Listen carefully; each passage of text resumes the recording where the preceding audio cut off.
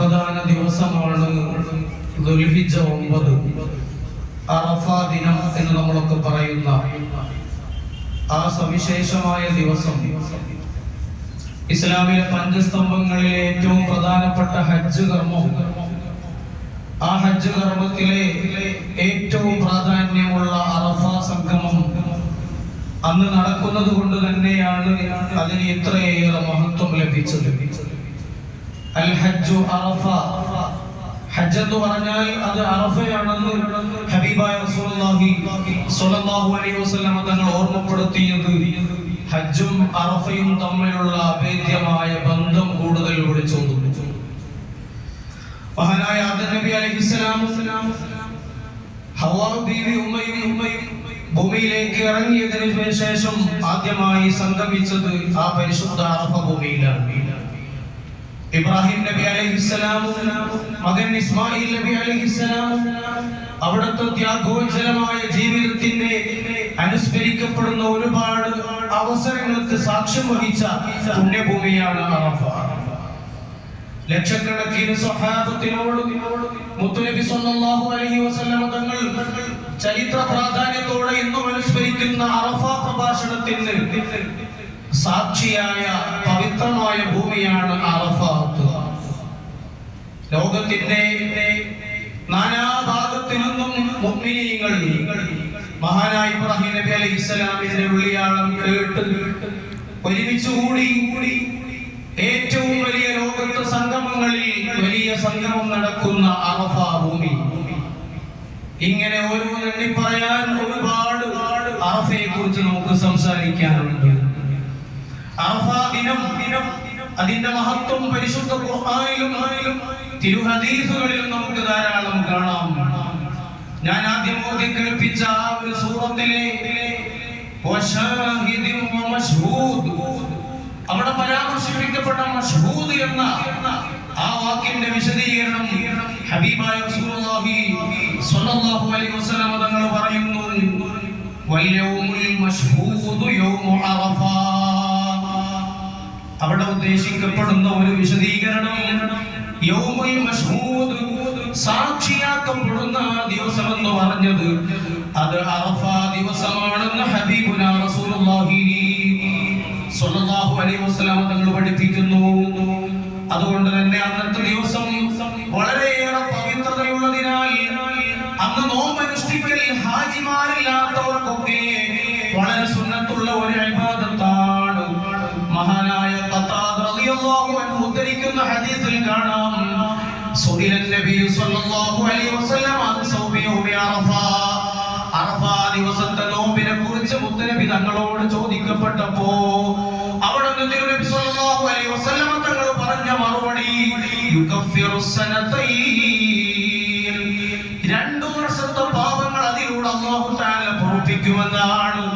ധാരാളം നോമ്പുകൾക്കും ധാരാളം പുണ്യ ദിവസങ്ങളിലെ നോമ്പിനെ കുറിച്ച് പറയുമ്പോ 1 വർഷത്തെ ദോഷം പൊറുപ്പിക്കുമെന്ന് പറയുന്നതിന് പകരം അറഫ നോമ്പിനെ കുറിച്ച് പറഞ്ഞെടുത്ത് 2 വർഷത്തെ ദോഷങ്ങൾ അല്ലാഹു തആല പുറത്തു തരുമെന്ന് പറയുമ്പോൾ നമ്മൾ ഈ നിലകൊള്ളുന്ന ഈ ഒരു വർഷം, നമ്മൾ ഈ വർഷത്തിന്റെ അവസാന മാസത്തിലാണ് ഉള്ളത്. ഹിജ്റ വർഷത്തിലെ അവസാന മാസമാണല്ലോ ദുൽഹിജ്ജ. നമ്മൾ ഈ കഴിഞ്ഞ അല്ലെങ്കിൽ കഴിഞ്ഞുകൊണ്ടിരിക്കുന്ന ഈ ഒരു വർഷത്തിലെ ദോഷങ്ങൾ അല്ലാഹു പുറത്തു തരുന്നു.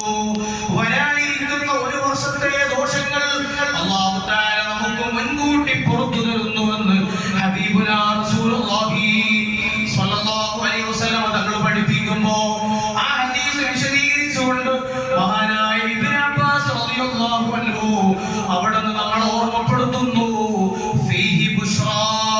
തിരുനബി സ്വല്ലല്ലാഹു അലൈഹി വസല്ലം തങ്ങളുടെ ഈ ഒരു ഹദീസിൽ ഒരു സന്തോഷ വാർത്തയുണ്ട്.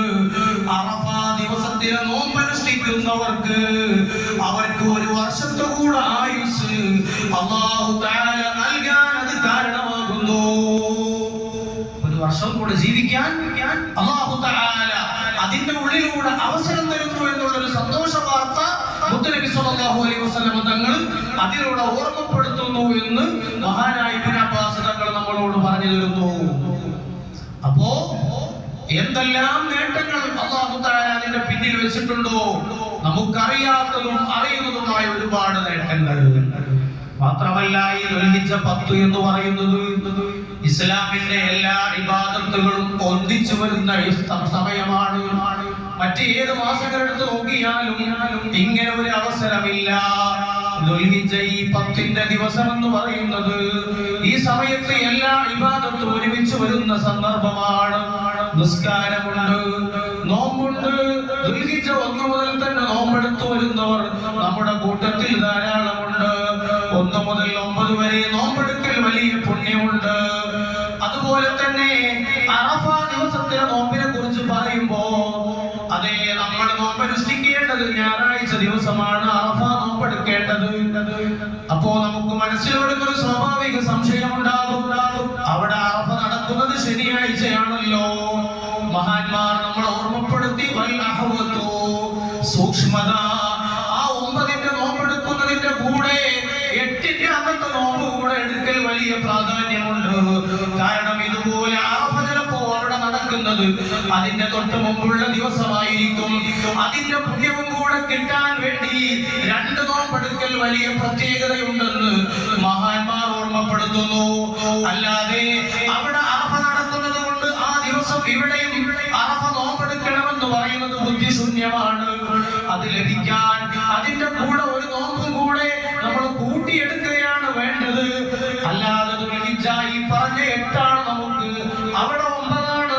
അതനുസരിച്ച് നമ്മൾ അറഫ നോമ്പെടുത്താൽ നമുക്ക് അറഫ നോമ്പിന്റെ പ്രതിഫലം ലഭിക്കില്ല. അങ്ങനെ നമ്മൾ നോമ്പെടുക്കുകയാണെങ്കിൽ തൊട്ടടുത്ത 9ന് അത് പെരുന്നാളും ആഘോഷിക്കണം. ആ രൂപത്തിൽ നമ്മളോട് അല്ലാഹു പറഞ്ഞിട്ടില്ല. നമ്മുടെ സമയക്രമങ്ങളും നമ്മുടെ കാലക്രമങ്ങളും അതിനനുസരിച്ചാണ് നമ്മുടെ ഇബാദത്തുകൾ നിർവഹിക്കേണ്ടത്. ഈ നാളെ വന്നിട്ട് ഒരാൾ പറയാണ് നമ്മളൊക്കെ നിർവഹിക്കുന്ന നിസ്കാരം കഅബയിലേക്ക് തിരിഞ്ഞുകൊണ്ടല്ലേ, അതുകൊണ്ട് അവിടെ നിസ്കരിക്കുന്ന അതേ സമയത്ത് ഇവിടെ തന്നെ നിസ്കരിക്കണം എന്ന് പറയുന്നത് എത്രമാത്രം ബുദ്ധിശൂന്യമാണ്. ഇതുപോലെ ഇബാദത്തുകൾക്ക് നമുക്ക് നിർവഹിക്കാൻ സമയം തന്ന ആ സമയത്താണ് നമ്മൾ നിർവഹിക്കേണ്ടത്. അതുകൊണ്ട് നമ്മുടെ അറഫാ ദിനത്തിന്റെ നോമ്പ് അത് ഞായറാഴ്ച തന്നെയാണ് നമ്മൾ അനുഷ്ഠിക്കേണ്ടത്. സാന്ദർഭികമായ കാര്യം ഓർമ്മപ്പെടുത്തി എന്ന് മാത്രം. അല്ലാഹു തആല നമുക്ക് അതിന് തൗഫീഖ് നൽകി അനുഗ്രഹിക്കുമാറാകട്ടെ.